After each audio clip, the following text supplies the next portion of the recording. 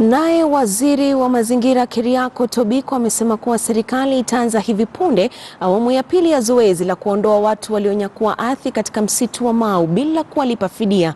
Tobiko amesema kuwa inasikitisha kuwa swala la msitu wa Mau limegeuzwa kuwa la kisiasa na kikabila bila kujali hatari za kimazingira.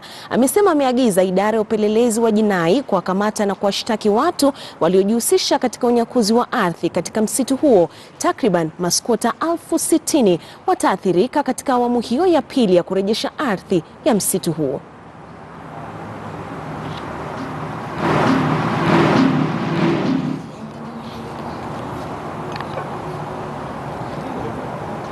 Becomes a political question. A political? Why should environment be a political question? Does environment care which tribe you belong in? Environment doesn't ask whether you're Maasai, you're Mukamba, Kalenjin, Luo, Luya, nor in fact whether you are some green man or woman from planet Mars. You know the history, why this agency was established. It's about the Mau.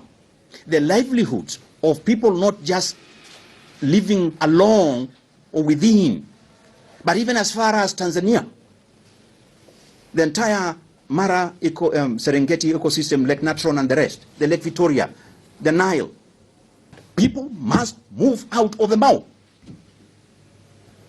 And they must move out of the Mau without compensation. Our constitution does not protect illegally acquired property.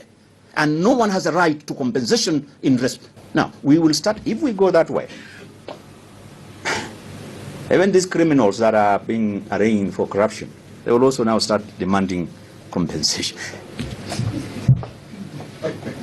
for government expropriating and confiscating their illegally acquired wealth. There is no right. There is no entitlement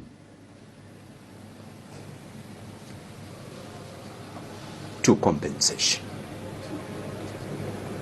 And no one can plead ignorance. No one can tell me, I moved into Mau, but I didn't know it was a forest. Why has it been up